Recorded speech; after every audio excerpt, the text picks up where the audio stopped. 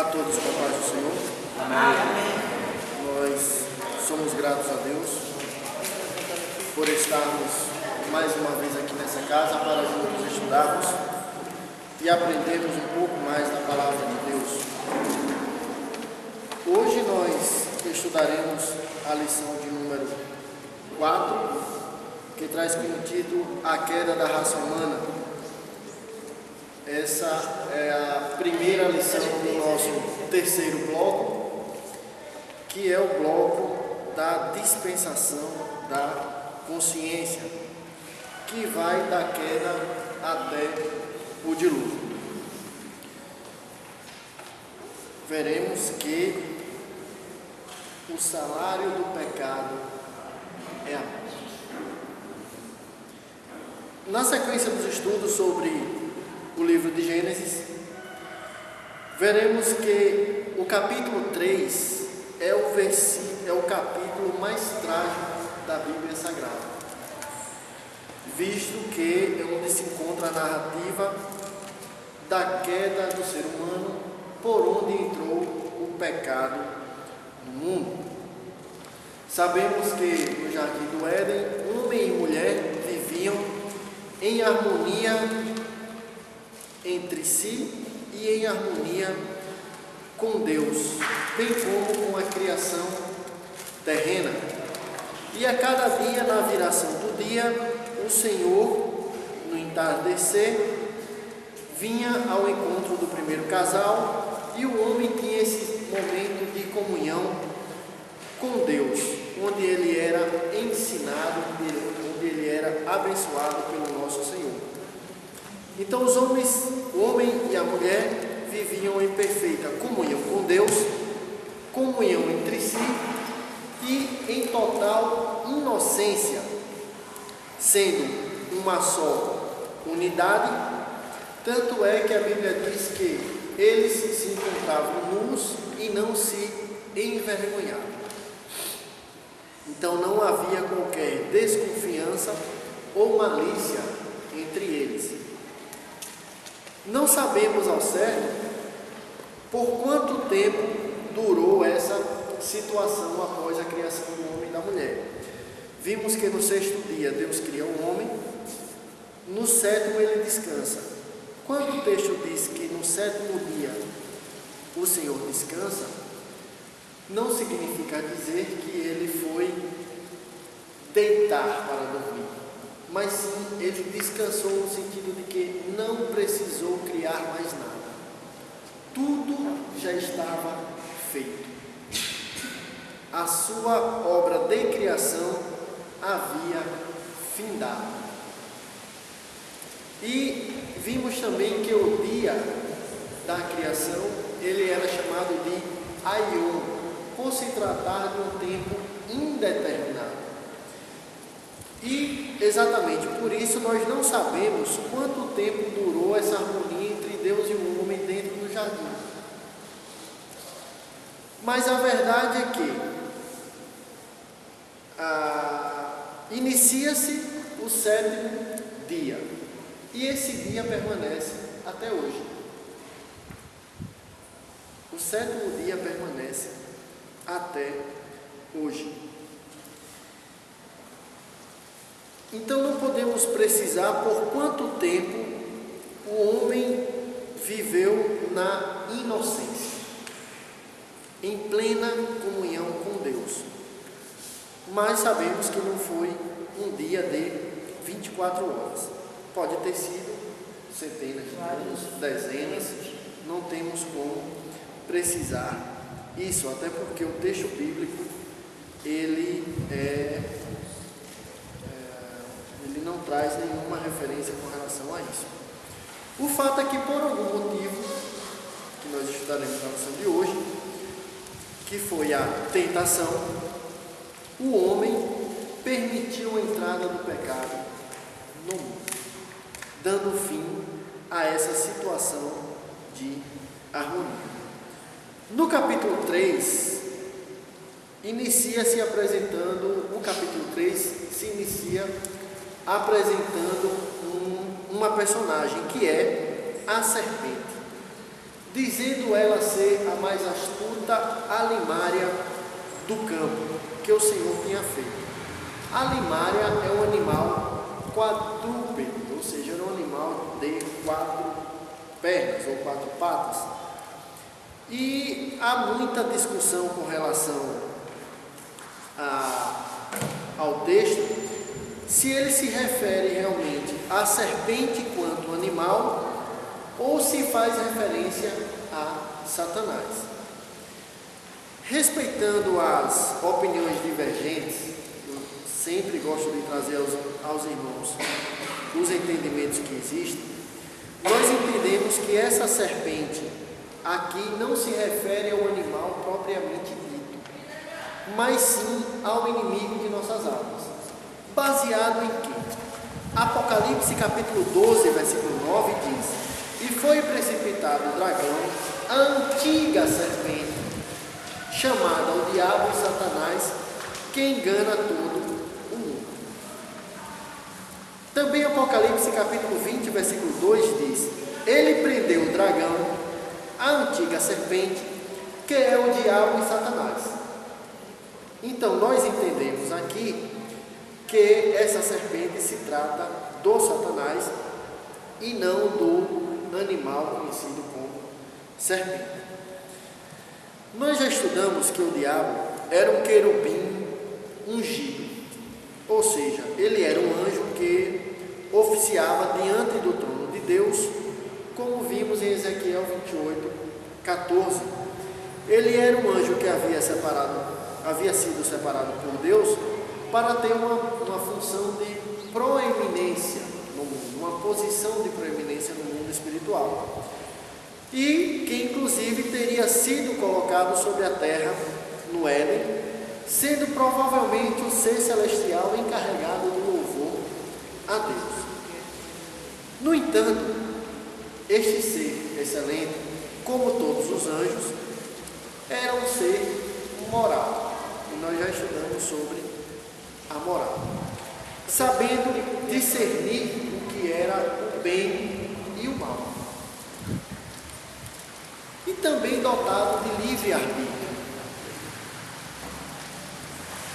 Então, o grande mal foi que ele usou de forma ruim esse livre-arbítrio dado por Deus, e ele rebelou-se contra o Senhor. E deste modo foi achado iniquidade em seu coração, ele foi expulso dos céus e levou consigo a terça parte dos anjos.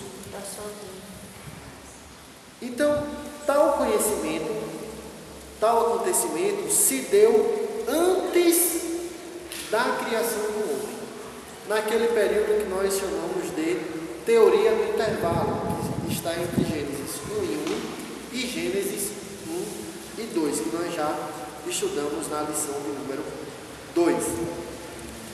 Então, mesmo que os que assim não entendam, não aceitem a teoria do intervalo, mas o episódio se situa antes da criação do homem, porque nós podemos basear isso em Gênesis capítulo 3, versículo 1, onde é dito que este ser vem ao encontro da mulher. Se ele vem ao encontro da mulher, porque ele já havia sido criado e já estava como uma criatura degenerada. Ele já era uma criatura degenerada e visava a destruição do homem. Sabemos que Satanás, ele é um ser angelical. Por ser angelical, por ser este ser angelical, ainda que caído, ele é um espírito. E, como tal, espírito pode assumir formas materiais. 2 Coríntios capítulo 11, versículo 14, diz que o próprio Satanás se transfigura em um anjo de luz. Então ele pode assumir diversas formas. E não lhe é fácil, não é difícil ele assumir a forma de uma serpente. Não era difícil para ele. Ele se transforma no que ele quer. Então, entendemos, ou entende alguns, que Satanás assumiu a forma de serpente, ou ele pode ter possuído o próprio animal. E começou a dialogar com a mulher, o que é uma interpretação possível. Então temos aqui, podemos dizer assim, a primeira sessão mediúnica, vamos usar esse termo, né? Da humanidade. Ele assumiu a forma de serpente, tendo possuído a serpente, e inicia o diálogo com a mulher. Lembrando que até esse momento a mulher não tinha nome.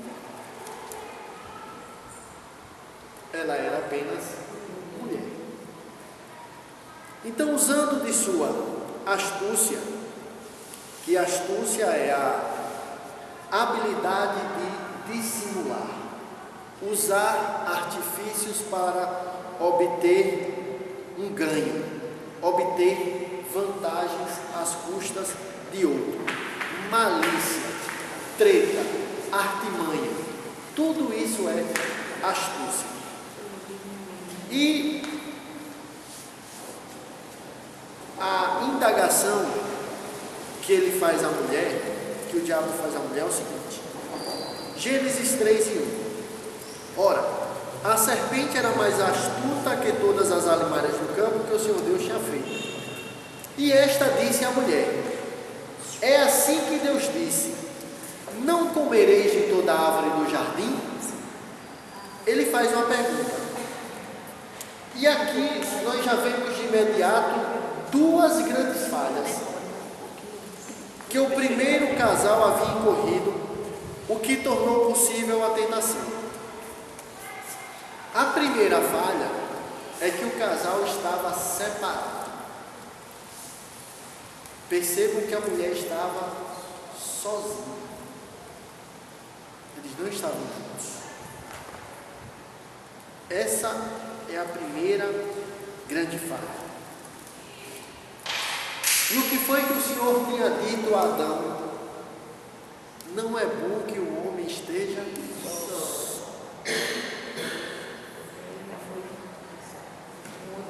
Aqui está a primeira grande falha. Então existem dois motivos para a ação do mal. A solidão é um estado que facilita a ação do inimigo, pois coloca em risco a nossa vida espiritual. Por isso o Senhor sempre formou uma sociedade. Os discípulos eram enviados em dois. Deus quis para si um povo. Hoje nós somos sua igreja, sempre aglomerado de gente, ou conglomerado de gente, e nunca alguém sozinho. Por isso que Deus disse: não é bom que o homem esteja só. Aí nós chegamos, queridos, àquela ideia dos desigrejados. E o que são os desigrejados? São aqueles que aceitam Jesus como seu Salvador, mas não vêm à igreja. Fazem seu culto sozinho em casa, não é? Estuda a Bíblia sozinho. Ele se sente uma igreja. Não vê a necessidade de estar no meio do povo. E esse é um engano de Satanás, porque foi por esse motivo, pelo fato do homem estar só, que o pecado entrou no mundo. E a segunda grande falha foi a falta de guarda do jardim por parte do primeiro casal. Qual foi a obrigação que Deus deu ao homem? Para guardar e lavrar e cuidar do jardim. E quando o inimigo conseguiu entrar no jardim, é porque houve uma falha na guarda.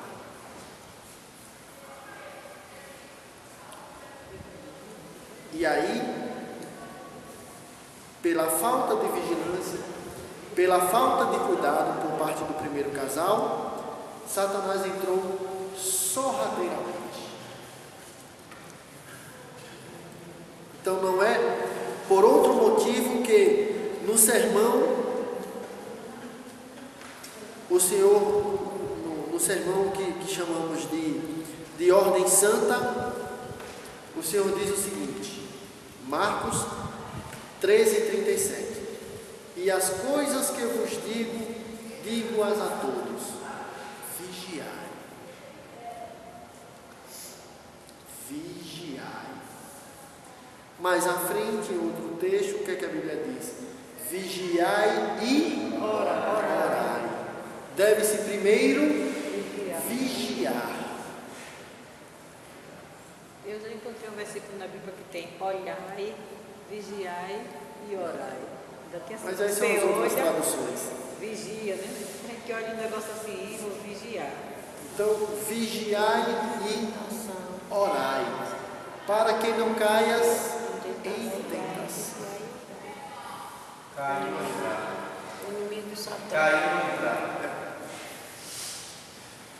quer achar uma brecha. Então, devemos estar sempre vigilantes, atentos para que o diabo não se aproxime de nós.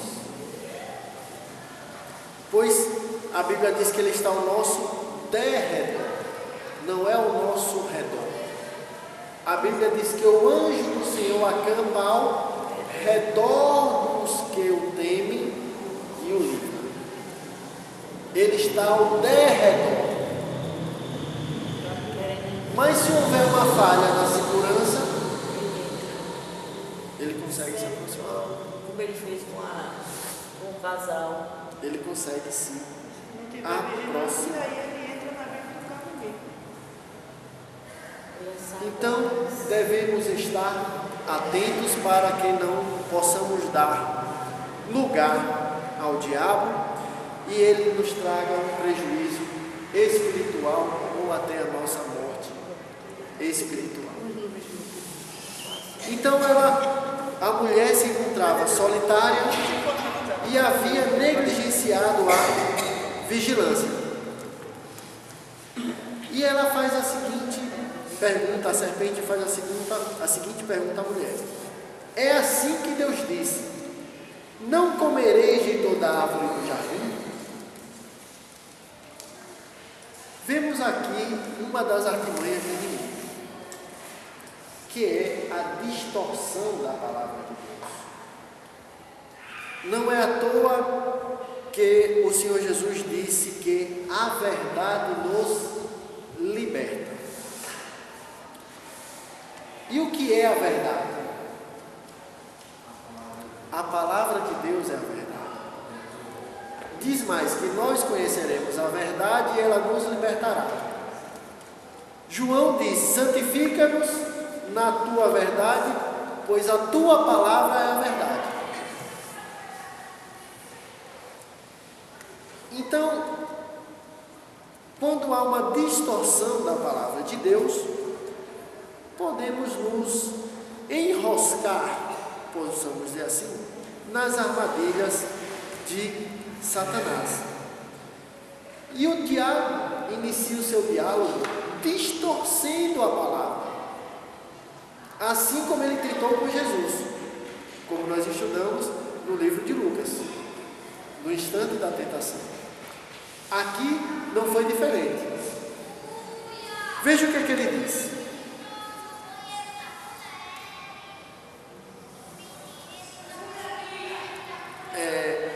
Lembremos, queridos, que Satanás, ele é um anjo. Como anjo, ele é maior ou um pouco maior que os homens, que é assim que nos diz o livro de Salmos. Diz: pois pouco menor o fizeste do que os homens, do que os anjos, e de glória e de honra o coroaste. Isso falando dos homens. Nós somos um pouco menor do que os anjos, então eles são maiores que nós. E, por causa disso, jamais,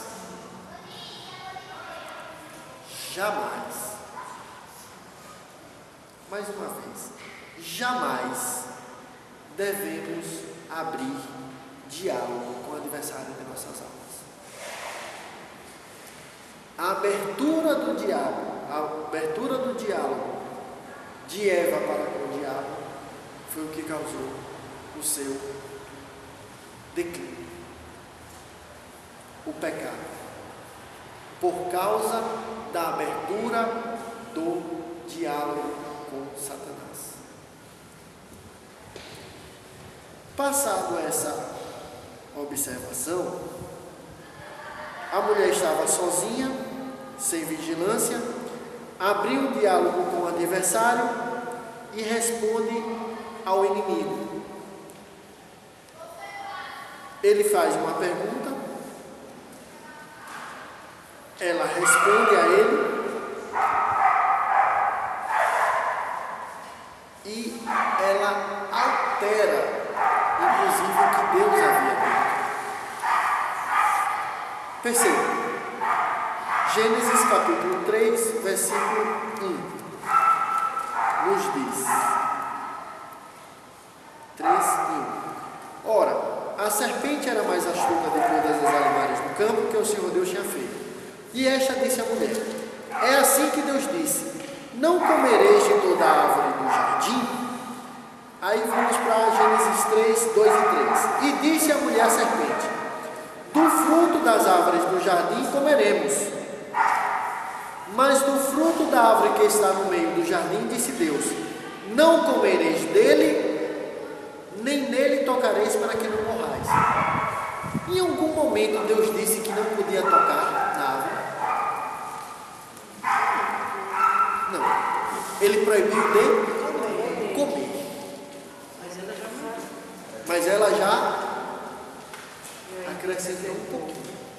É interessante na pergunta que ela faz, que o inimigo faz a Eva, ele já coloca, Generaliza. Ele já generalizou, ele já abalou a fé dela. Exato. Ele já abalou a fé dela, ele já colocou como se Deus fosse aquele ser ruim que proíbe tudo. Senão já deixou Deus com um carrasco no macho, aquele pai ao tudo. Vejamos aqui que a mulher estava realmente sem vigilância. Primeiro, tem-se admiração em ver o animal falando. Essa história de que os animais falavam, isso é conversa fiada. Isso é carochinha. Porque se os animais falassem, não havia necessidade de Adão dar nome aos animais. Para começar a história. Então, animal falando, só existe em fábula, em histórias de criança.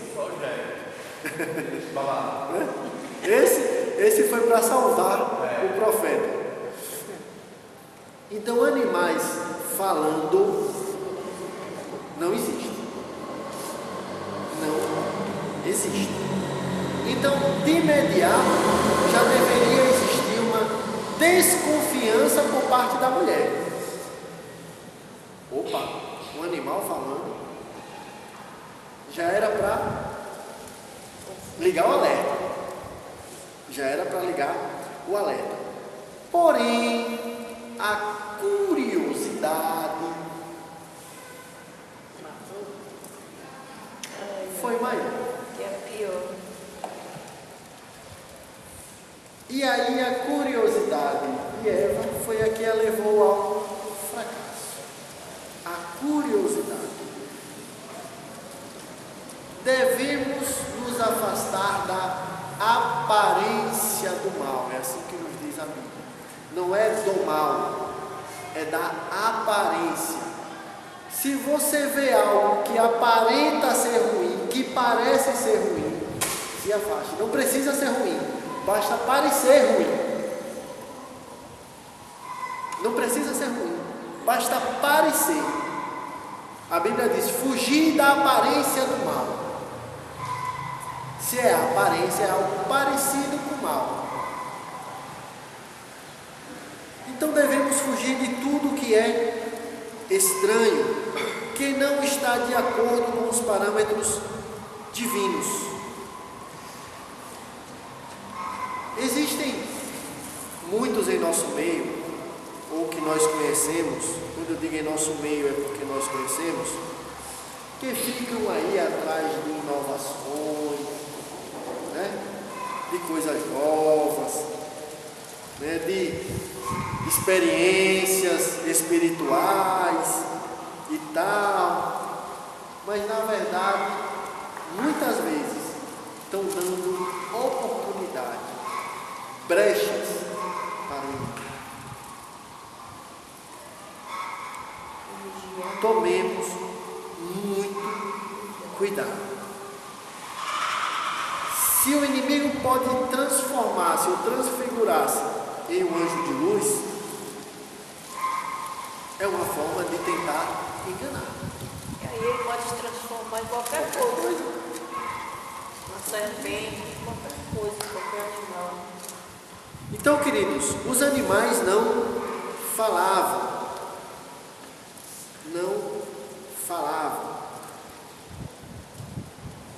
Porque somente o homem havia sido dotado de uma linguagem racional. Tanto é que Deus, no entardecer, ia conversar com o homem. Havia uma linguagem racional. Então a fala da serpente era algo novo, era algo inusitado, que deveria ter despertado uma certa estranheza por parte da mulher. Mas, na resposta da mulher, no que ela respondeu à serpente, vimos que ela estava totalmente fora do conhecimento da palavra de Deus. Ela não havia prestado muita atenção no que Deus havia dito. Alguém pode dizer: mas professor, a ordem foi dada a Adão. A mulher não existia ainda nessa época, quando Deus disse para ele não comer do fruto da árvore do meio do jardim, da árvore da vida e da árvore do conhecimento.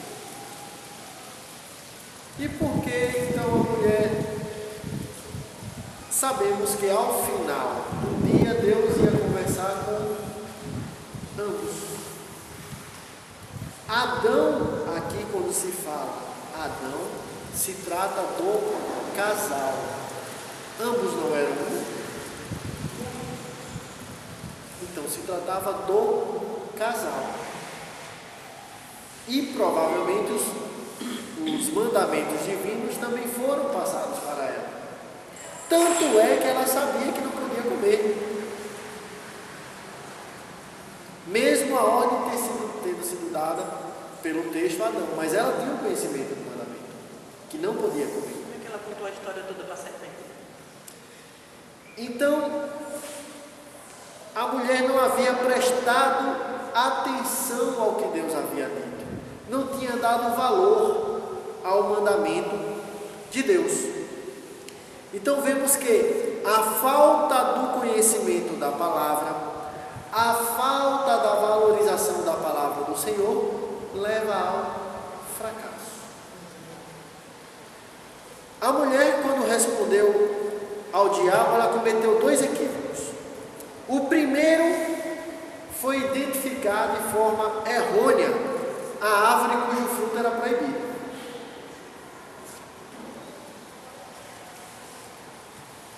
Disse ela que não se podia comer do fruto da árvore que ficava no meio do jardim. Não foi assim que ela respondeu? Mas vamos para o livro de Gênesis, capítulo 2, versículos 16 e 17. O que é que diz? E ordenou o Senhor Deus ao homem, dizendo: que de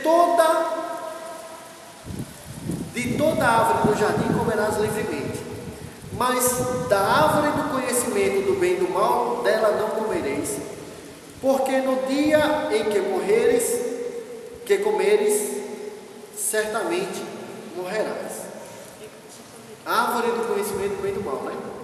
Vamos para Gênesis capítulo 2, versículo 9, e diz: e o Senhor Deus fez brotar da terra toda árvore agradável à vista, ou seja, toda a natureza, todo o jardim era agradável aos olhos e boa para a comida.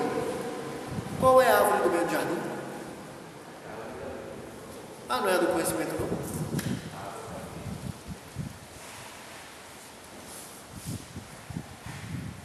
E a árvore da vida no meio do jardim. Não é a árvore do conhecimento do bem e do mal que está no meio do jardim, como Eva respondeu. Falta de conhecimento da palavra.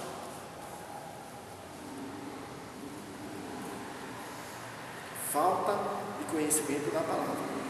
Diz aqui: e a árvore da vida no meio do jardim, e a árvore do conhecimento do bem e do mal. Duas árvores distintas.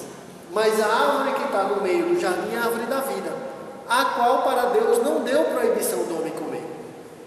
Já vimos isso, já estudamos isso. Deus proibiu que eles comessem da árvore do conhecimento do bem e do mal. Que no dia que foi começar, havia de conhecer o bem e o mal. Então, Eva confundiu as árvores. Não deu total atenção à palavra de Deus. Não teve total atenção à palavra de Deus. Segundo equívoco foi acrescentar algo que Deus não havia dito. Que disse que era proibido tocar, quando Deus só proibiu o homem de comer, como vimos em Gênesis 2, 16 e 17. Só proibiu comer, não proibiu tocar, proibiu comer. Então ela comete dois equívocos. Primeiro, ao identificar errada a árvore, e segundo, por acrescentar algo que Deus não havia dito. Quando o inimigo lança a pergunta, ele lança a mulher no campo da dúvida. Ele diz: certamente não morrereis. Gênesis 3, 4, 5. Certamente não morrereis, porque Deus sabe que no dia que comerdes se abrirão os vossos olhos e serei como Deus, sabendo o bem e o mal. O homem já sabia o bem e o mal. Ele só não havia provado o mal. Mas ele já sabia, pelo fato de ser um ser moral. Ele já sabia o bem e o mal. Só não havia provado o mal. Sabia porque ele era um ser moral. Ele sabia. Ele sabia. Mas aí veio a curiosidade. Qual foi o pecado de Satanás? Tentar ser igual a Deus. E da mesma forma ele tentou a mulher. No dia que você comer, você vai ser igual a Deus. Vai saber o bem e o mal. Mas ele já sabia o que era bem e o mal. Só não havia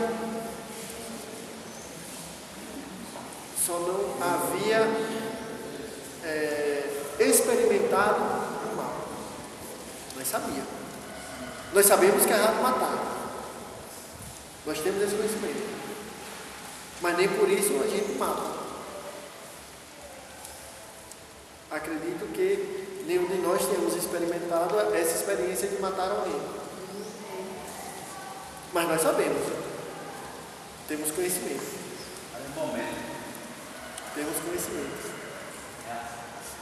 Então, crescimento ou declínio espiritual é um processo. Vejam que Eva estava sozinha, não estava vigilante, deu brecha ao inimigo para que entrasse no jardim, permitiu um diálogo com ele. Veja o processo. Tanto o declínio espiritual quanto o crescimento espiritual é um processo. O que a Bíblia diz? Bem-aventurado o varão que não anda segundo o conselho dos ímpios, não se detém no caminho dos pecadores, nem se assenta na roda dos escarnecedores. É um processo. Andou, parou e sentou. É um processo. É um processo. Então temos aqui uma mentira de Satanás, algo que lhe é próprio, pois ele é o pai da mentira. E quando mente, ele apenas reflete a sua natureza. Satanás procurou despertar na mulher o mesmo sentimento que o levou à queda, ou seja, desejo de independência em relação a Deus, soberba, autossuficiência. E Satanás continua até o dia de hoje, levando milhares e milhares de pessoas ao fracasso espiritual, com a ideia de que você é igual a Deus, ou você pode ser independente de Deus.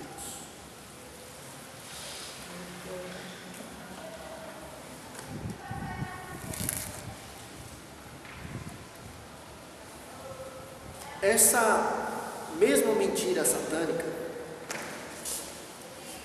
ela tem sido a base de tudo que se propaga neste mundo sem Deus e sem salvação. O que é que diz o ateísmo? Qual a base do ateísmo? Deus não existe. Não é essa a base do ateísmo? Deus não existe. Se a gente vai para um ateísmo prático ou para o deísmo, diz que não devemos levar Deus em conta durante a nossa existência. A nova era afirma que nós somos pequenos deuses. O espiritismo, hinduísmo, shintoísmo diz que o homem passa por uma evolução espiritual para se tornar maior ou melhor. Teologia da prosperidade ou a teologia da confissão positiva põe o homem numa posição maior que Deus, fazendo de Deus como se fosse o seu serviçal.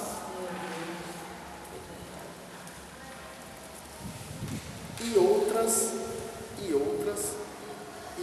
coisas que existem por aí. Essa mentira satânica perdura até o dia de hoje. Ele continua usando deste artifício para enganar as pessoas. Dizer que nós não dependemos de Deus. Então a mulher estava solitária, não havia vigiado, não tinha prestado atenção no mandamento divino, se deixou seduzir pela mentira satânica e o pior, acreditou no que a serpente disse e não no que o Senhor havia dito. Porque o Senhor disse: no dia que comerdes, certamente morrereis. E o que foi que ele disse? Você não vai morrer, você vai ser igual a Deus.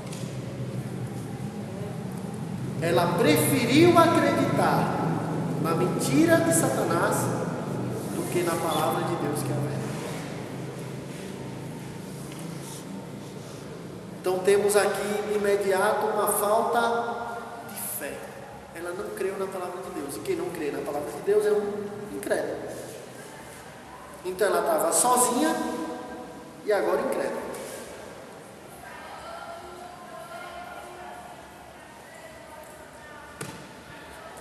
Totalmente vulnerável.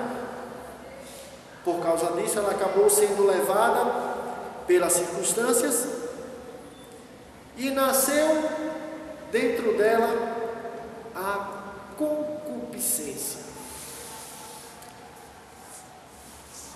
E aí a Bíblia nos traz 3 concupiscências: a concupiscência da carne, a concupiscência dos olhos e a soberba da vida. Tiago 1,14 diz: mas cada um é tentado quando atraído e engodado pela sua própria concupiscência. Foi o que aconteceu com Eva, ou com a mulher, que até esse momento não era chamada de Eva. Ela foi engodada pela sua própria concupiscência. E assim diz o texto: a mulher viu que aquela árvore era boa para se comer. Concupiscência da carne, ela quis provar. Viu que a árvore era agradável aos olhos. Concupiscência dos olhos.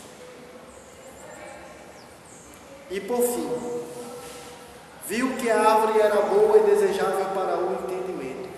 Soberba da vida.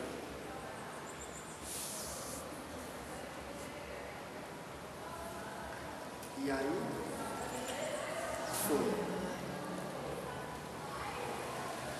E aí cedeu.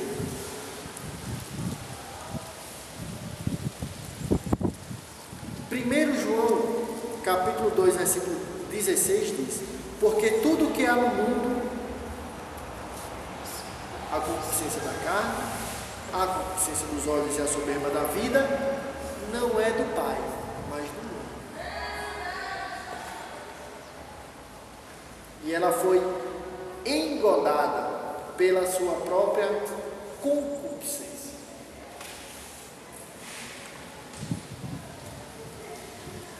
Então a mulher demonstrava então que havia se corrompido por deixar de dar crédito à palavra de Deus e ter dado lugar ao diabo. Uma vez atraída e engodada pela própria concupiscência, permitiu que tal concupiscência concebesse e desse a luz ao pecado. E de imediato nós já vemos o efeito multiplicador do pecado. E aí qual seria, professor? Assim que ela foi corrompida, de tentada, ela passou a tentadora.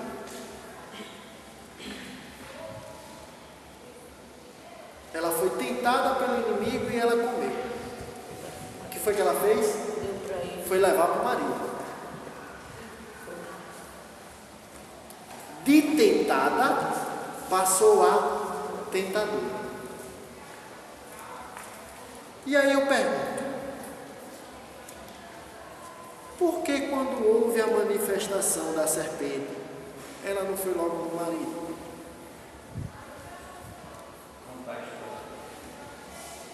Pediu uma opinião, né? Ele fazia.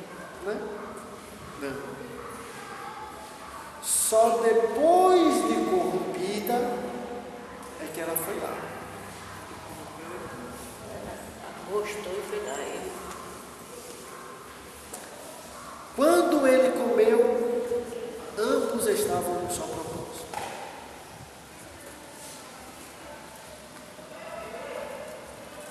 Ambos estavam num só propósito. Muito se discute, irmãos, por que Adão comeu do fruto, já que ele não foi alvo do engano por parte do inimigo, né? E alguém pode perguntar: mas professor, e se Adão não tivesse comido e tal? Aí vamos para conjecturas, vamos para suposições, enfim, daqui a gente não chega em lugar nenhum. Até porque a Bíblia é silente com relação a esse assunto. Mas o fato é que, sabendo que sua mulher havia comido o fruto proibido, Adão também o fez, desconsiderando o mandamento divino. Independente se ele não comesse, tá? Vamos levar isso em consideração. Vamos levar o que está escrito, o fato. Vamos aos fatos, como diz no direito. O fato é que ele sabia que ela tinha ingerido e ele foi também e comeu.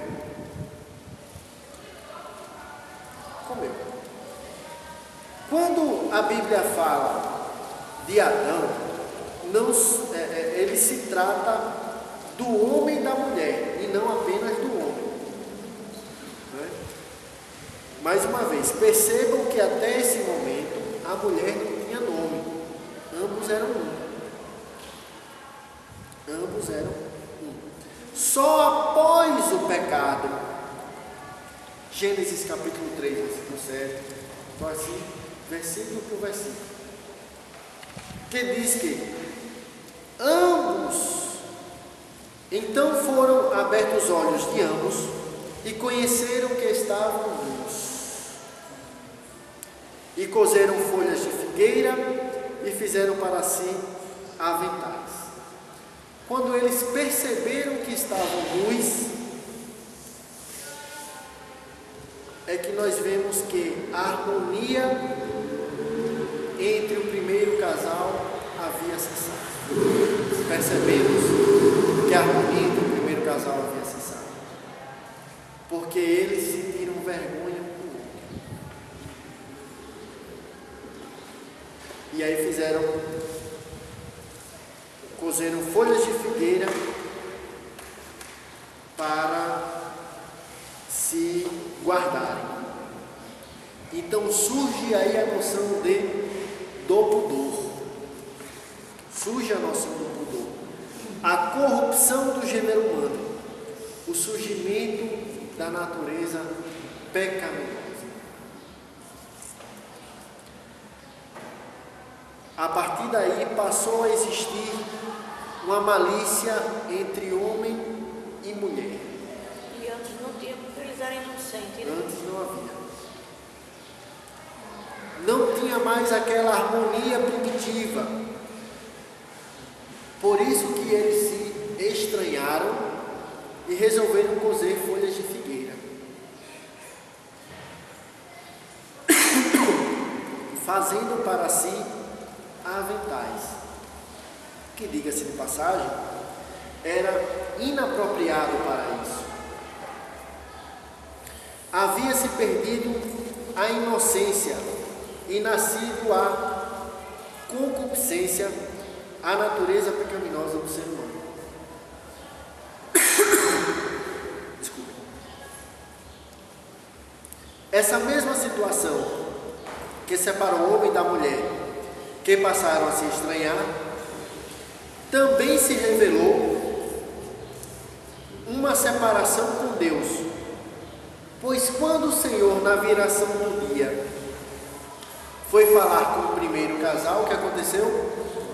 Eles se esconderam. Eles se esconderam. Se esconderam porque haviam perdido a comunhão com Deus por causa do pecado. O pecado faz separação entre Deus e o mundo. Por isso eles se esconderam. Estava demonstrada a ocorrência da morte que o Senhor havia falado.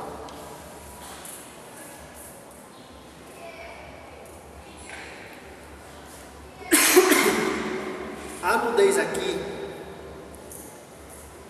não se deu apenas física, mas também se deu de forma espiritual. Por isso que eles não puderam se apresentar diante de Deus. Por isso eles se esconderam de Deus, porque se sentiram nus espiritualmente. Entre si puderam resolver, vamos dizer assim, obrigado. Entre si puderam resolver com a folha das figueiras, com as folhas da figueira. Mas veremos que isso não era suficiente. Então resolveram entre si, mas entre Deus não tinha como resolver. Por isso se esconderam. Claro que por Deus ser onisciente, ele já sabia. Ele sabia. E aí começa o julgamento. O Senhor então dá a Adão a oportunidade de se defender. Quando Deus diz, Gênesis 3:9, e chamou o Senhor Deus a Adão e disse: onde estás? Como eu disse, pelo fato de ser onisciente, Deus sabia exatamente onde Adão se encontrava, mas deu a oportunidade para Adão se manifestar. Quem sabe até dando uma oportunidade para Adão se redimir. Senhor, eu pequei, errei.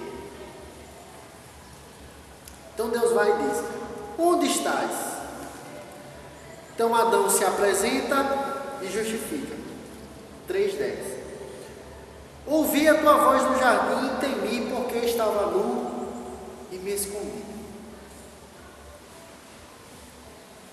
Vejam que a nudez não era apenas física, mas ele percebera que, por ter comido do fruto proibido,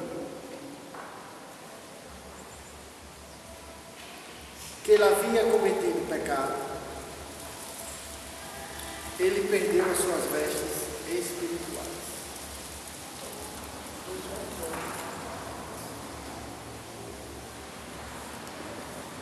Isaías 61:10 diz: regozijei-me muito no Senhor, a minha alma se alegrará no meu Deus, porque me vestiu de roupas de salvação.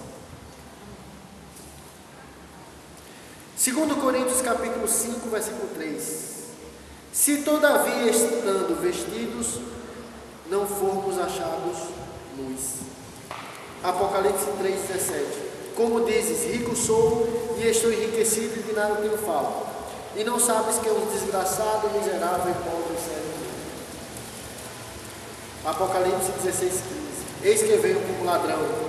Bem-aventurado aquele vigia e guarda as suas roupas, para que não ande nu e não se vejam as suas vergonhas. O homem sem Deus, ele se sente nu. E era dessa forma que Adão se encontrava. Mas vimos também em Isaías que aquele que se regozija no Senhor é vestido de roupas de salvação, tem comunhão com Deus, não tem do que se envergonhar. Gênesis capítulo 3, versículo 11 e 12. E Deus disse: quem te mostrou que estavas nu? Por um acaso você comeu da árvore que eu disse que não era para você comer? Dando a oportunidade do homem se redimir. Aí disse Adão: a mulher que tu me deste como companheira,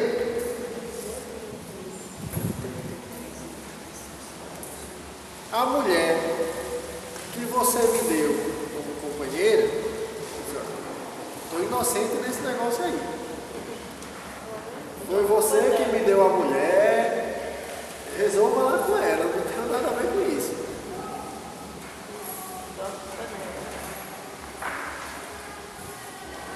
Ela me deu da árvore e eu comi. aqui já estava demonstrado a soberba do homem, que em vez de confessar o seu pecado, quis justificar o seu ato.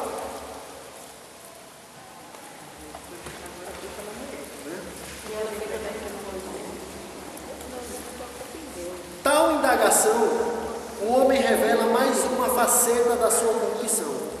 Passou a incriminar diretamente a mulher e indiretamente a Deus.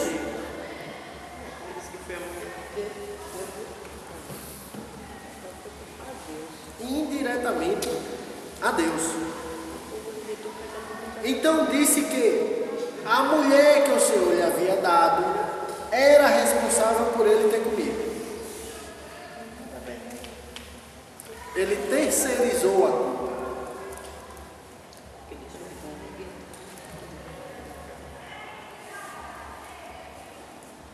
Tem-se aqui uma atitude de demonstração clara de que o diabo mentira ao dizer que eles seriam como Deus, sabendo bem o mal.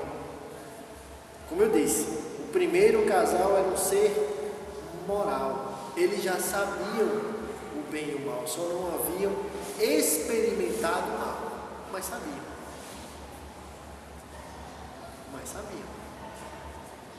E aí perceberam que foram enganados. E aí já era tarde.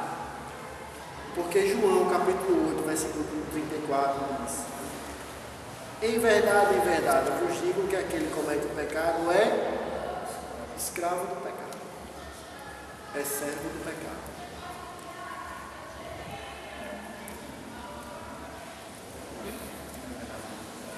Pergunta: como poderia o homem ter se tornado como Deus se ele não manifestou o amor ao próximo? Porque ele foi de imediato culpar sua companheira. Pensou nele, não pensou no próximo. Onde está o amor? Onde está a benignidade, que é uma característica de Deus? Não tinha. Não havia.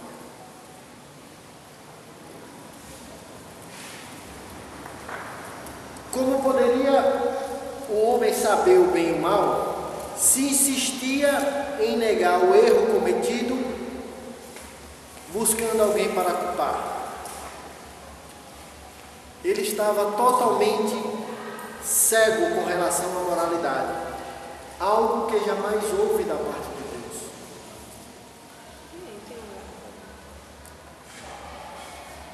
Deus não tem o culpado por inocente, e vice-versa.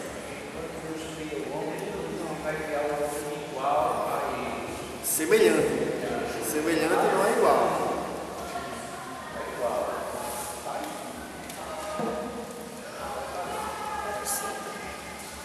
Gênesis capítulo 3, versículo 12. Então disse Adão: a mulher que me deste por companheira, ela me deu da árvore e comi. Ante tal afirmativa, o Senhor se dirige à mulher. Foi na Adão, né? Deu oportunidade para se defender. Eva foi citada no processo, né? No julgamento, né? Olha, Adão, você é o réu, venha para cá. Não fui eu, foi fulano. Olha, fulano, você foi citado. Vai ter que comparecer aqui perante o juiz para justificar, já que você foi citado no processo. Aí Deus vai à mulher. Até porque a salvação é individual. Cada um dará conta dos seus atos. Deus disse: já ouvi você. Já que ela foi citada, quero ouvir a mulher agora.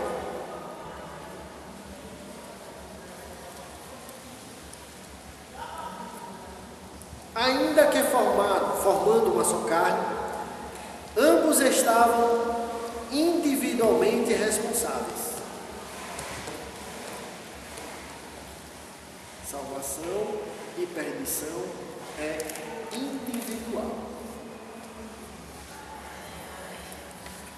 Aí a mulher, demonstrando total igualdade com o marido, por também ter sido corrompida pelo pecado. Corrupção maior até que a do homem, porque ela passou de corrompida a corruptora.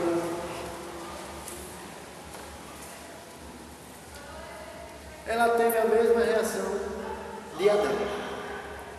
Terceirizou a culpa. Não, Senhor. Eu fui enganado. Foi a serpente. Não tinha desculpa. Gênesis capítulo 3, versículo 13. E disse Senhor Deus à mulher: por que fizeste isso? Aí ela diz: a serpente me enganou e eu comi. Queridos, esta mesma reação do primeiro casal é a que nós observamos nos dias de hoje. Ninguém nunca pega porque quer, sempre alguém vai pegar. Quando o homem é escravizado pelo pecado, atraído e engodado pela própria concupiscência, ele não admite a sua culpa diante de Deus.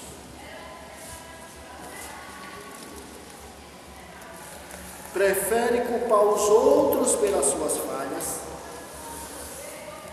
inclusive o diabo pelos seus deslizes, do que dizer que foi ele.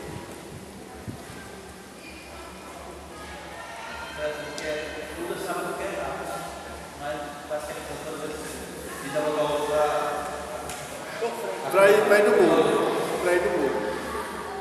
Então, por isso, querido, não é surpresa alguma que em nossos dias surjam múltiplas teorias filosóficas que tentem retirar do homem qualquer culpa, tais como a negativa da existência do pecado. Existe teoria assim: não, o pecado não existe, isso aí. Conversa.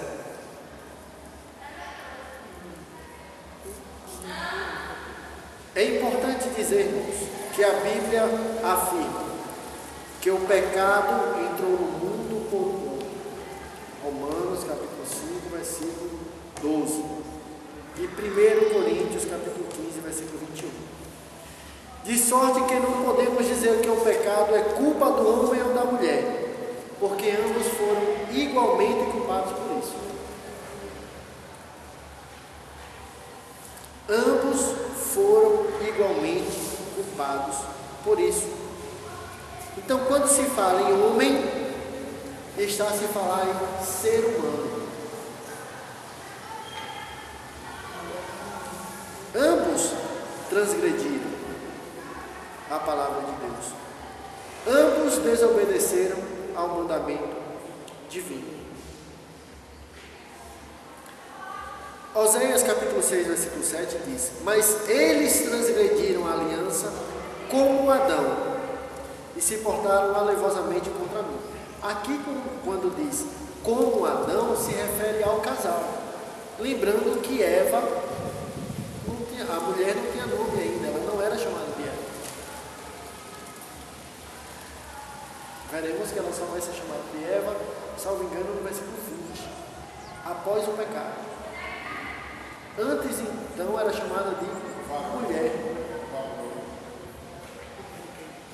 Não tinha nome. Não tinha nome. Gênesis 3:20, vejam que nós estamos no 3:12, 3:13. Só no 3:20, e chamou Adão o nome de sua mulher Eva, porquanto era mãe de todos os viventes. Lá no 20, a gente está no 13 ainda. Lá no 20. Então, quando diz Adão, quando sai a expressão Adão, designa tanto o homem quanto a mulher pela queda, e não apenas o homem. É só uma ressalva para os irmãos. Ambos haviam descumprido o mandamento divino. Ambos não assumiram a sua culpa diante de Deus. E ambos tiveram de passar pelo juízo do Senhor.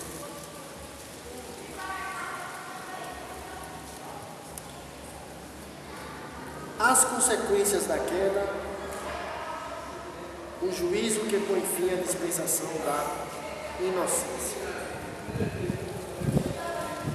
Deus ter dado o legítimo e sagrado direito de defesa ao primeiro casal, o Senhor passa a lançar juízo. Ele ouviu as partes, né? Ele ouviu Adão, como diz, foi citado. Adão, cadê você? Aí, não, Senhor, estou aqui, é que eu me escondi. Adão foi citado, né? Adão, cadê você? Numa linguagem jurídica com relação ao julgamento do processo. Adão foi citado, compareceu perante o juiz. E aí, na sua defesa, ele acusa Eva. Aí o juiz o que faz? Chama a Eva. Diz: Eva, você foi citada aqui no processo por Adão como sendo a culpada do fato. Aí eu queria ouvir a sua versão da história. Foi a serpente.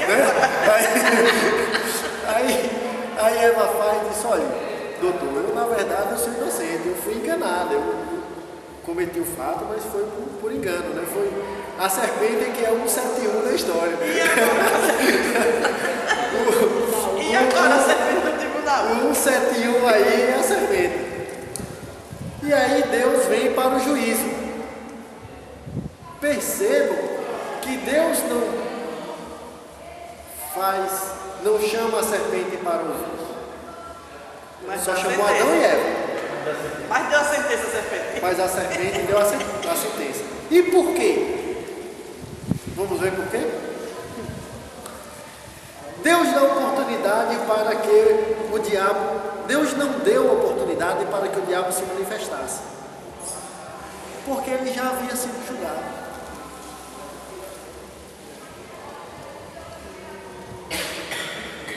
João capítulo 16, versículo 11. E do juízo, porque já o príncipe deste mundo está julgado.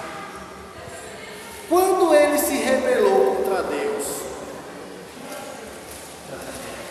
Deus já tinha dado a sentença a ele. Por isso que ele não foi ouvido no processo. Já era acusado mesmo? Estava condenado e para onde? Já estava condenado. Mas vai fazer o que com o réu condenado? Só cumprir a sentença. Aumentou mais a pena. Exatamente. Aumentou a pena. Exatamente isso que aconteceu. Veremos que a pena dele aumentou. Qual foi a pena? Deus dirigiu-se à serpente e amaldiçoou o animal logo de cara. Logo de cara amaldiçoou o animal que havia sido possuído. Se o animal não foi possuído, mas ele tomou a forma do animal. Então, de imediato, o animal já foi amaldiçoado. Até hoje. Logo de cara. Né? Até hoje eu continuo condenado, porque quem vê uma cobra só quer ficar na madeira. Qual foi a condenação da serpente? Que ele havia de se rastejar. Comer pó. Entendemos então que a serpente, pela própria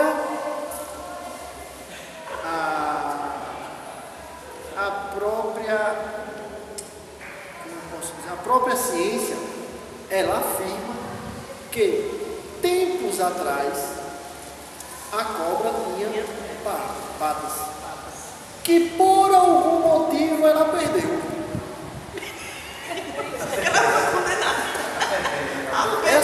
É assim que diz a ciência. Não se sabe dizer por que ela perdeu as patas. Aí foi rastreado. Mas vejam que eles não falam que houve uma evolução. Não foi evolução. É outra coisa. Evolução, já vimos que a teoria da evolução é contra os princípios bíblicos. Não existe teoria da evolução. A ciência afirma que, por algum motivo, ela perdeu as patas. Só estou dizendo que a ciência afirma e que está consoante com o que diz a palavra de Deus. Diz que por algum motivo ela perdeu as patas e passou a se rastejar. Né, professor? Entendeu? Quer dizer que antes ela poderia ter sido como uma centopeia, no caso, que tem aquele monte de patinhas, né? Não se sabe. Não se Para ela sabe. ter perdido, só poderia chegar aqui. Olha, a limária se refere a um animal quadrúpede, que diz que tem 4 patas. Então poderia ser de repente do tamanho de um cachorro, do tamanho de um bode. Não se sabe. Uma lagartixa. Não se sabe. Camaleão, aí. Não se sabe. O que sabemos é que ela tinha patas. E por esse motivo ela, do pecado, pelo fato do diabo ou ter se possuído dele, da serpente, ou ter se transformado em uma, o animal foi amaldiçoado e passou e perdeu as patas. Isso é o que nós O pior pra sabemos, não é? Então, de imediato, ele passou a se rastejar e a comer o pó todos os dias da sua vida. Aí alguém pode dizer, mas professor, o animal não tinha culpa nenhuma e tal. Mas vejam que Deus só quis deixar uma marca. Deus só quis deixar uma marca. Deus é sábio. Quando a gente vê uma cobra, o que é que lembra? Do pecado. Do pecado. Venenosa.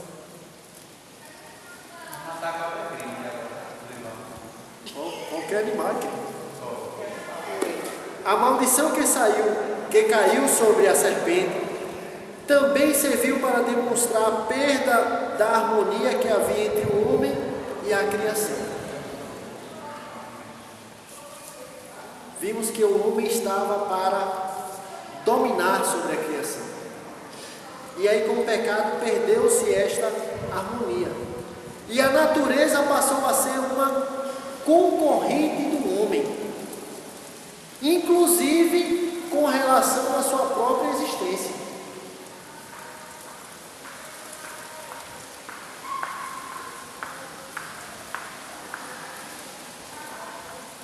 Vejam que Gênesis capítulo 3, versículo 15 diz, continuando a condenação: porém inimizade entre ti e a mulher, entre a tua semente e a semente da mulher, esta te ferirá a cabeça e tu lhe ferirás o calcanhar. Veja que quando a gente quer matar a cobra, o que é que tem que fazer? Corta a cabeça desse. Mas ela é forte, mas se você bater no meio dela, ela fica se torcendo no mão, só vai na cabeça. Tá vendo? A semente da mulher lhe ferirá onde? A cabeça. A cabeça. E onde é que a corda dá a dentadinha? No calcanhar.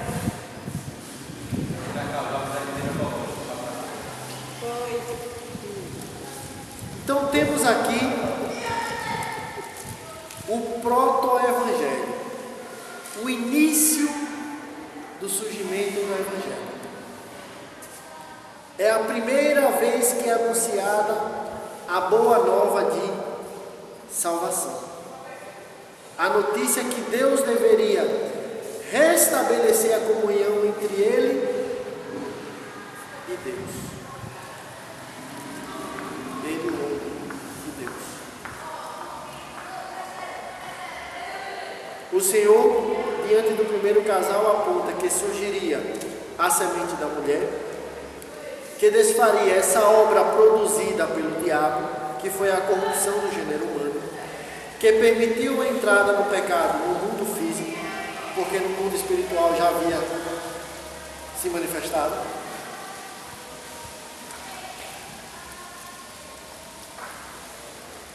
O pecado já havia se manifestado no mundo espiritual, só não havia se manifestado ainda no mundo físico. E essa semente da mulher apontada pelo Senhor era uma que estava próxima a Ele. Nós vimos na criação Deus fazendo todas as coisas, o seu Espírito sobre a face das águas, como princípio da Trindade, mas faltava a manifestação do terceiro, que era do Filho.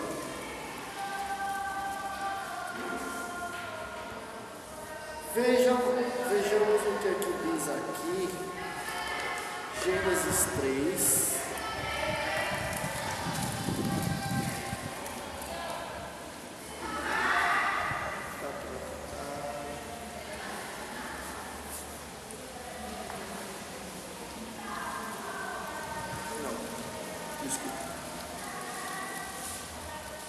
Vejam aqui o que é que diz.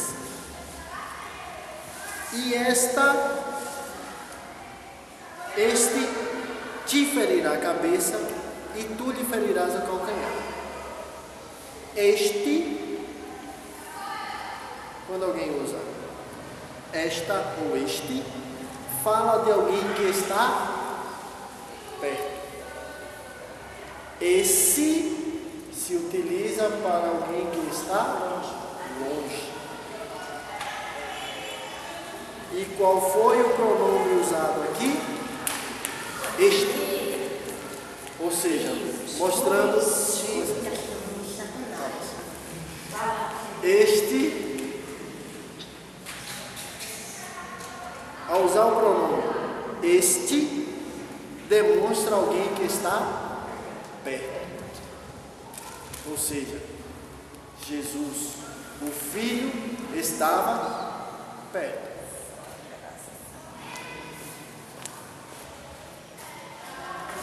Aí nós fechamos a Trindade.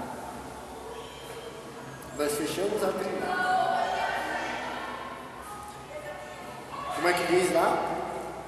Porém, inimizade entre ti e a mulher, e entre a tua semente e a sua semente. Este te ferirá a cabeça. É o proto-evangelho. É o início do evangelho. O surgimento do evangelho. E tu lhe ferirás o calcanhar. Tal redenção se faria mediante duas ocorrências. Primeiro, que haveria a vitória da semente da mulher, imediato, que desfaria tudo aquilo que a serpente havia feito.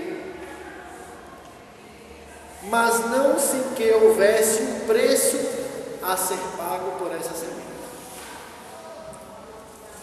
Ou seja, a semente da mulher desfaria o que a serpente havia feito e feriria a cabeça.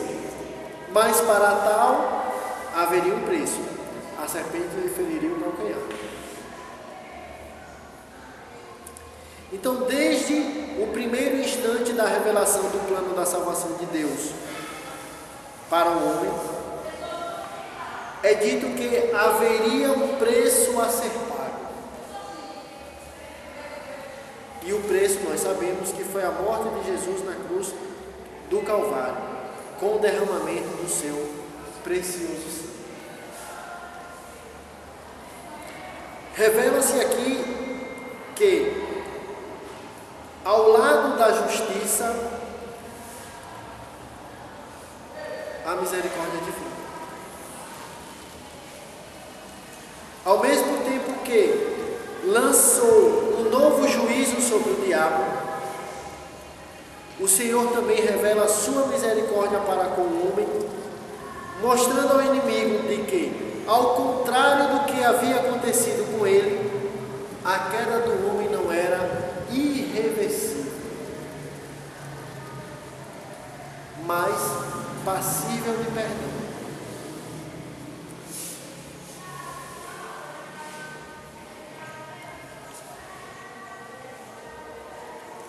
Aí alguém pode perguntar, mas professor, o Deus,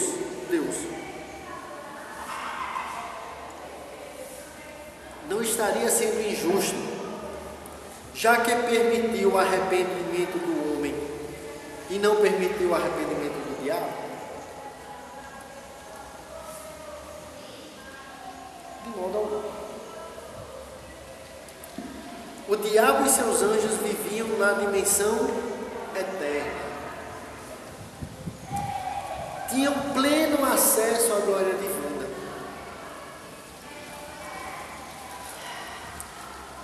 Por habitarem na eternidade, só poderiam usufruir do livre-arbítrio uma única vez.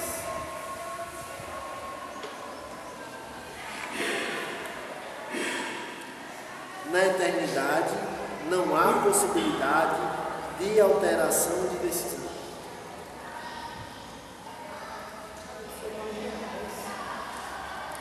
Por isso que diz que o juízo de Deus será sempre a oportunidade nos é dada, tem sido nos dada, mas quando chegar na eternidade, Acabou. O homem, no entanto, estava numa dimensão terrena, não estava numa dimensão espiritual. O homem está na dimensão terrena.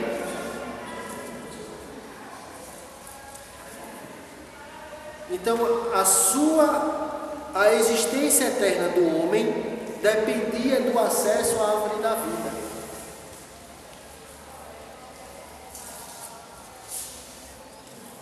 Por isso que Deus colocou o anjo para guardar o caminho da árvore da vida. Porque se o homem, após o pecado, come da árvore da vida, não haveria mais a possibilidade de redenção.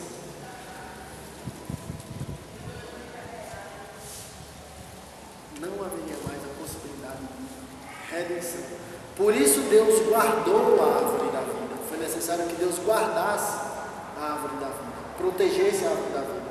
Porque se o homem, após o pecado, come do fruto dela, não haveria mais como se arrepender.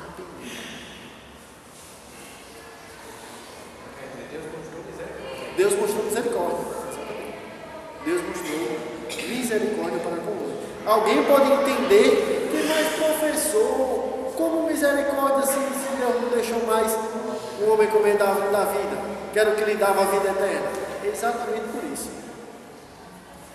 Para dar oportunidade ao homem de redimir-se, de voltar a ter a comunhão com Deus. Não, era pecador eterno. Acabou, condenado eterno. Condenado de forma eterna. Condenado de forma eterna. Então, o Senhor vai e aumenta a pena da serpente, ou a pena do diabo. Ele já havia sido julgado, só teve um plus na condenação. Teve um upgrade aí, né? Na condenação. Depois disso, Deus se dirige à mulher, ela que foi o pivô da queda da humanidade, e Deus lhe dá um tríplice juízo. O primeiro era que ela passaria a ter multiplicação de dor. Gênesis capítulo 3, versículo 16. Vimos no capítulo 2 que a mulher havia sido formada de forma mais sensível, ou muito mais sensível do que o homem. Em virtude do pecado, esta sensibilidade se traduziria agora em sofrimento. Esta multiplicação de dor não diz respeito à dor, mas também à dor física, né? Mas também a dores emocionais, ao sofrimento. Pelo fato da mulher ter a sua sensibilidade mais aguçada, ela sofre mais do que o homem.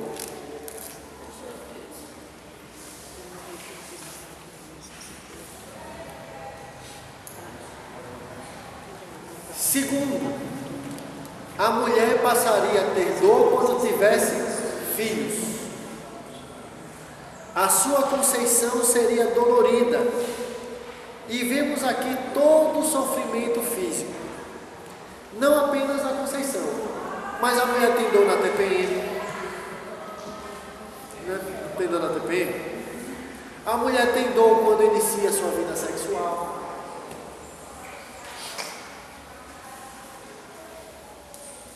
Tudo em consequência, tudo por causa do pecado. Então foram aumentadas suas dores, tanto físicas quanto as dores emocionais.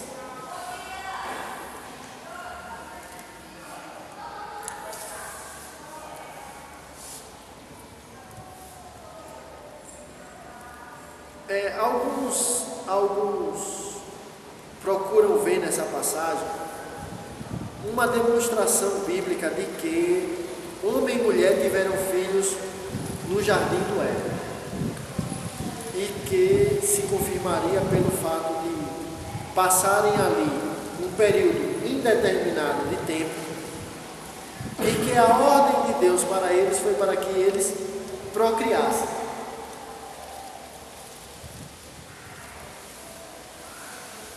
E isso, queridos, é sem dúvida uma tradução razoável do texto, mas é uma questão que ela não se soluciona, por si só ela não se soluciona. Mas quando Deus disse assim, aumentarei as dores, não porque ela tinha poucas dores. Mas é como dizer, porque o texto, o texto bíblico ele não afirma, mas é um entendimento razoável. É um entendimento aceitável, compreensível. Tinha filho, mas não era com tanta dor. É um entendimento compreensível. Eu só estou trazendo aos irmãos porque isso aí pode surgir depois, em casa, no pensamento e tal. Mas é sim uma interpretação razoável do texto de que eles tiveram filhos dentro do jardim. Mas eu prefiro deixar em aberto essa questão, porque existem também opiniões divergentes. Né? Os irmãos sabem que eu sempre bato nessa tecla em trazer as opiniões que existem com relação ao texto. Quando há controvérsia com relação a alguma tradução, algum entendimento, eu procuro trazer os dois para os irmãos. E nesse aqui, mais uma vez, não vou afirmar, mas é uma tradução aceitável. Mas como existem opiniões divergentes, fica aí a critério dos irmãos, mas é sim uma interpretação razoável. Quando ela diz aqui, quando ela teve o filho Caim, aí ela disse assim, alcancei do Senhor um varão. Quer dizer, talvez ela só tivesse mulher. Não, mas é depois do pecado. Né? Depois do pecado, isso. Depois de conhecer. Então, aqui, o que se deve evitar, porém, é por não haver qualquer respaldo bíblico, que eles estariam impedidos de manter um relacionamento sexual. É aceitável sim que eles tenham tido filhos. É compreensível, é aceitável, isso aí não há dúvidas com relação a isso. É compreensível. Quem aceita, quem não aceita, fica a critério dos irmãos esse tipo de interpretação. O que se deve evitar, como eu estava iniciando a frase, é dizer que eles estavam impedidos de manter relacionamento sexual. Isso aí é inaceitável. Porque alguns entendem que existem pessoas por aí que afirmam que o ato sexual é algo pecaminoso e tal. Então isso aí não tem nenhum respaldo bíblico. Não existe respaldo bíblico para dizer que eles no jardim não haviam não mantinham relacionamento sexual. Eu acho também isso é um período certo. É certo, é só para trazer os irmãos que existe dois entendimentos. Eva não só teve filhos, como filhas. E a gente vê, por exemplo, aqui em Gênesis 4 e 16, quando Caim matou Abel, ele disse 15. O Senhor, porém, disse: portanto, qualquer que matar Caim, por 7 vezes será castigado por sinal em Caim, para que não ferisse qualquer compaixão. E saiu Caim diante da face do Senhor e habitou em Nod, terra de Nod, da banda do Oriente do Éden. E conheceu Caim a sua mulher. Então, eu creio que esse período aí é um período incerto, onde realmente eles coabitaram. E naquela época, como foi determinado a eles, que era para que eles procriassem, né? Então, eu creio que esse povo aqui Já é consequência. É porque existe irmãos geramos por irmãos, porque naquela época, como era procriação, isso não É porque, como existem entendimentos que não aceitam esse tipo de interpretação, então eu gosto de trazer as duas linhas de entendimento. Mas quem entende que não é razoável, mas eu prefiro a linha sou mais a linha que entende que sim, que eles haviam um relacionamento sexual. Bom, por terceiro, é que a mulher sofreria uma inferioridade social em relação ao homem.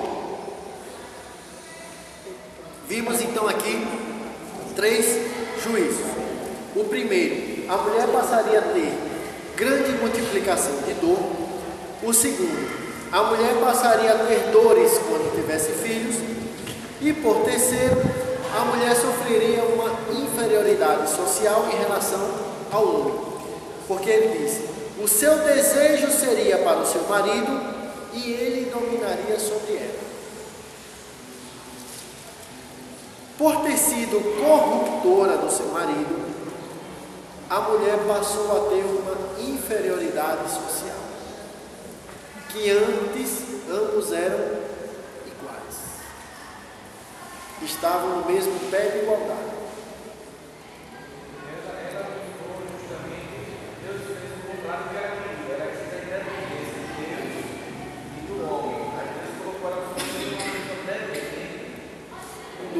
Inferior ao homem.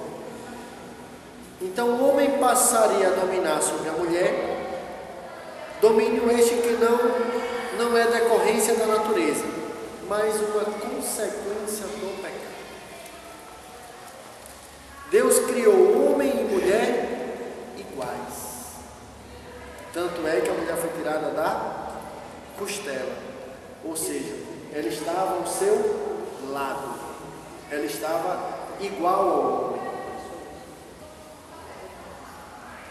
Mas por causa do pecado, ela passou a ser inferiorizada com relação ao homem.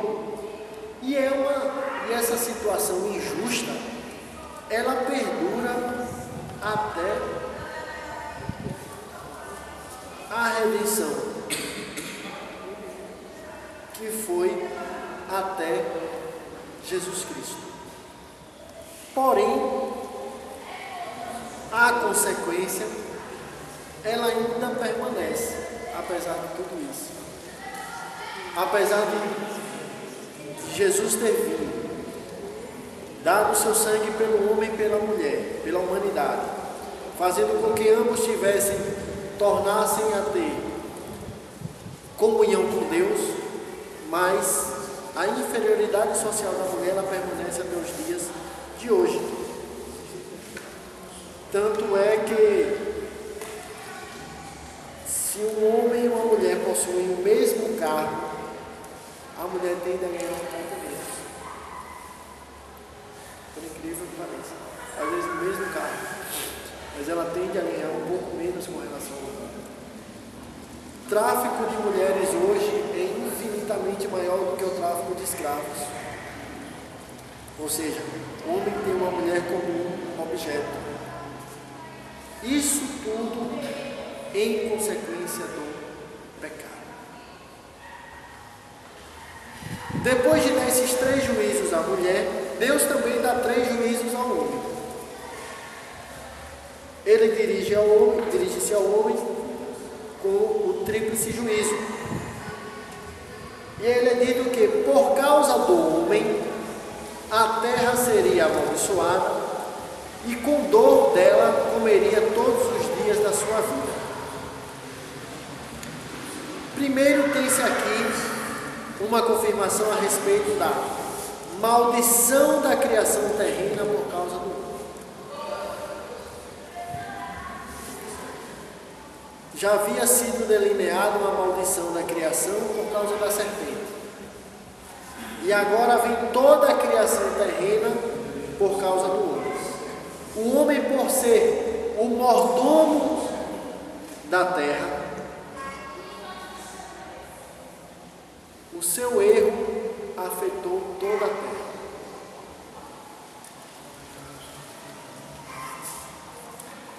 A natureza então passou a ser hostil com relação ao seu mordomo.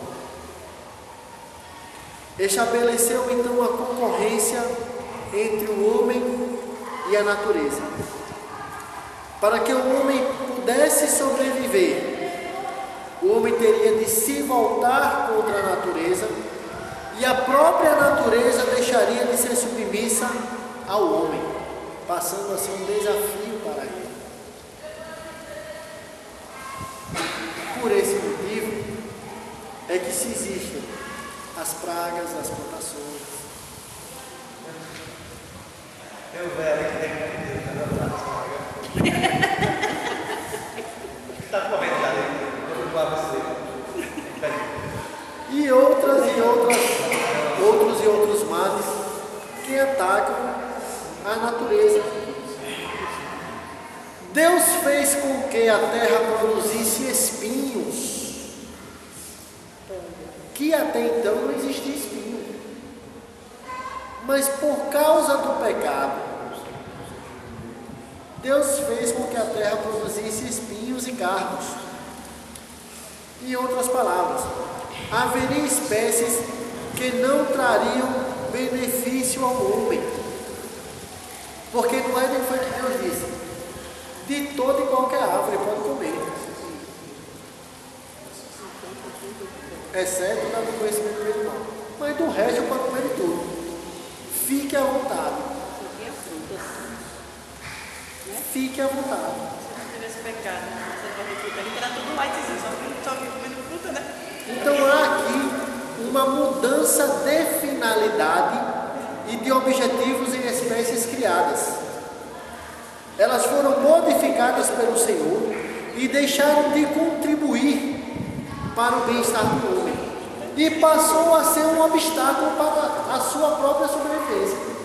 Porque tem coisas que nós não podemos comer, senão viemos a falecer. Quando não falece, causa algum dano, alguma enfermidade. Mas a natureza que antes estava submissa ao homem e a sua disposição para a sobrevivência passou agora a ser um desafio. Então, por causa da maldição, o equilíbrio entre o homem e a natureza foi rompido.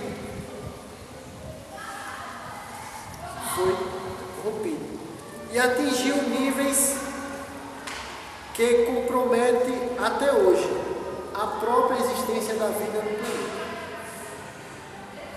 Por isso essa tamanha preocupação com relação à degradação ambiental. Com essa degradação ambiental.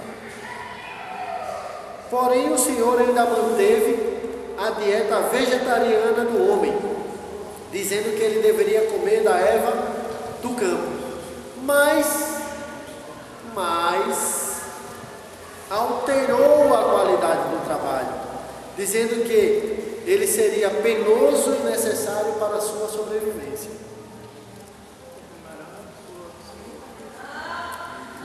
Segundo o juízo, o homem passou a empreender uma luta contra a natureza para se manter vivo. Vemos aqui que o pecado distorceu a imagem e semelhança de Deus. Se o trabalho antes era prazeroso e dignificava o homem, com o pecado ele passou a ser penoso e necessário para a sua sobrevivência.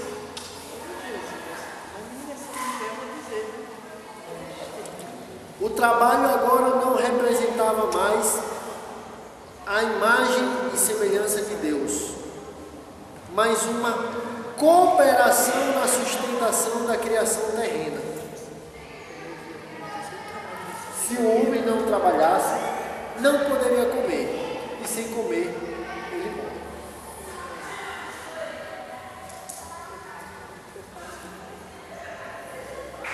Por fim, Deus estabelece um limite para a peregrinação do homem sobre a face da terra.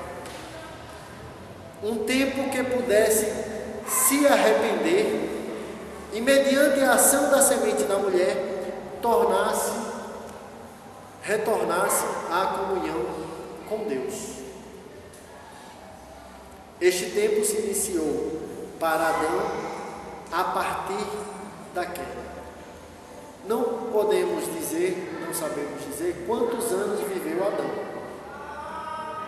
Porque a Bíblia diz que após a queda viveu Adão 930 anos. E antes? Não se sabe. Não. Mas ninguém sabe quantos anos ele tinha quando aconteceu a queda. Então, desde então, está determinado aos homens morrer uma só vez, vindo depois o juízo. Por causa do pecado, o homem passou a ter uma vida finita sobre a face da terra.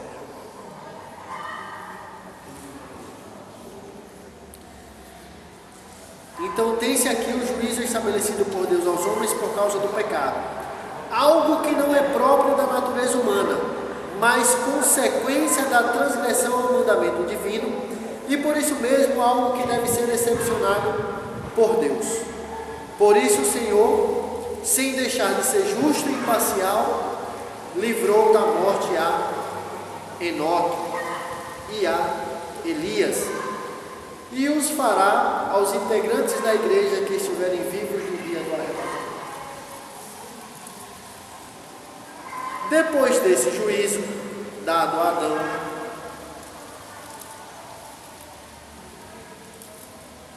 Adão vai e chama a mulher de Eva, que significa mãe da vida. Mais uma vez, quando Adão dá o nome à mulher, já demonstra a sua superioridade com relação a ela. Ela poderia ter escolhido o próprio nome, mas não. Foi Adão quem deu. De imediato já começa o cumprimento do juízo divino. Não passou muito tempo não. De imediato já passou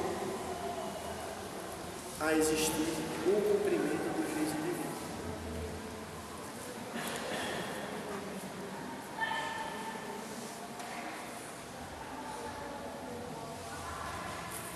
E aí, Gênesis 3:21, vimos aqui que no 3:20, Adão dá o nome à mulher.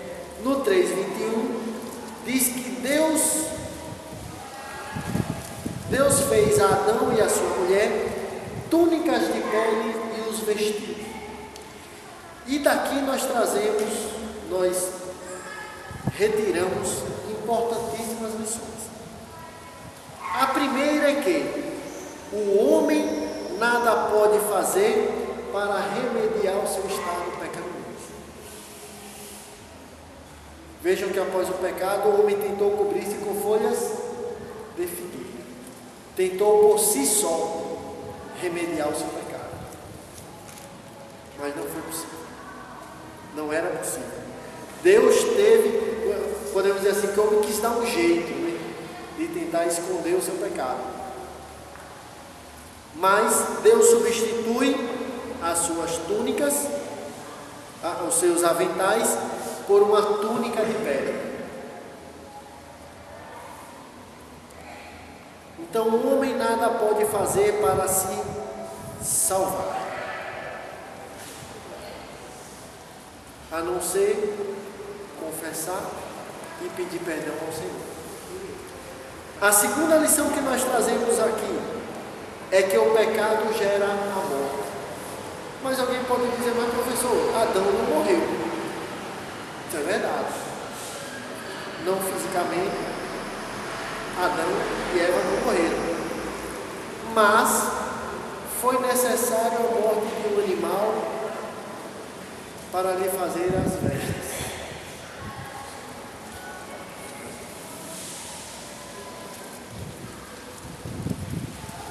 Então, para que eles tivessem vestes dignas, o Senhor teve que matar um animal. Não se sabe ao certo que animal foi. A tradição judaica diz que foi um cordeiro, mas não se sabe.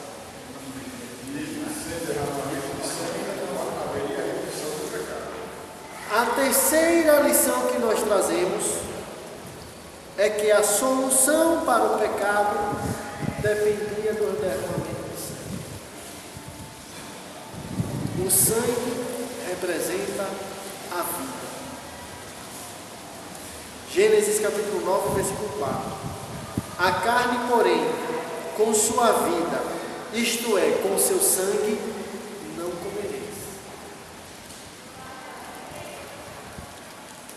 E com este gesto, o Senhor já deixa claro que o preço a ser pago pela salvação da humanidade, pela sua redenção, pelo restabelecimento da comunhão do homem para com Ele, seria pelo preço de sangue. Seria uma vida humana, a vida da semente da terra. Inicia-se aqui o que se costuma dizer o rastro de sangue da Bíblia, que vai do derramamento do sangue de Jesus, que vai até o derramamento de sangue de Jesus Cristo. Vejam, Deus teve que matar um animal para poder fazer as vestes. Depois já vimos o primeiro homicídio. Começa o derramamento de sangue. A quarta lição que nós trazemos é que somente Deus pode dar fim à nudez espiritual do homem. Aquelas túnicas de pele, embora fossem vestimentas físicas, simbolizavam a necessidade de novas vestes espirituais para o homem que se encontrava.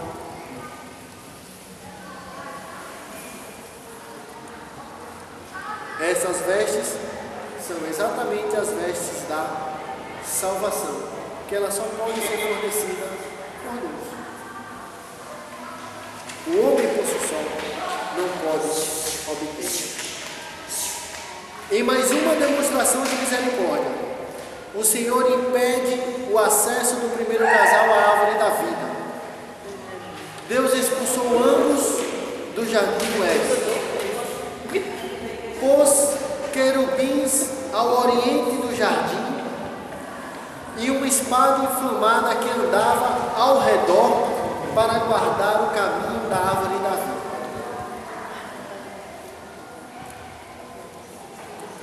Ao guardar a árvore da vida, Deus estava demonstrando misericórdia para com o homem.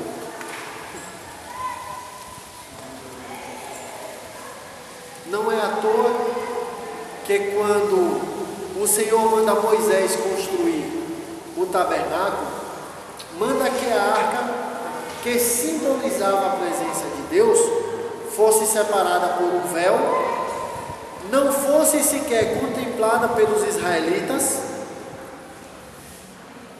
e que na sua tampa possuía a imagem de 2 querubins que cobriam a arca. Esses 2 querubins estão a lembrar exatamente a proibição do acesso à árvore da vida, a mostrar que a lei não tira o pecado do homem. E queria mostrar também que o acesso a Deus estava fechado. Por isso que quando Jesus morre na cruz do Calvário, o véu se rasga de alto a baixo, mostrando que a partir desse momento o acesso a Deus estava reaberto, estava permitido. Era possível o homem reaver a comunhão perdida no jardim do Éden. A espada inflamada também nos faz lembrar da palavra de Deus, que também há de julgar e condenar todos os que não crerem na semente da mulher no dia do juízo final. E alguém pode perguntar: professor, e o que houve com o jardim do Éden? A Bíblia, mais uma vez, é silente a esse respeito. Ela não fala nada com relação a isso. Mas alguns entendem que o jardim existiu até o dilúvio, quando então foi destruído. Assim, Adão e Eva saíram do jardim do Éden, foram então lavrar a terra de onde haviam sido tomados, e teve assim o início da dispensação da consciência, cujos desdobramentos dele nós estudaremos na próxima lição.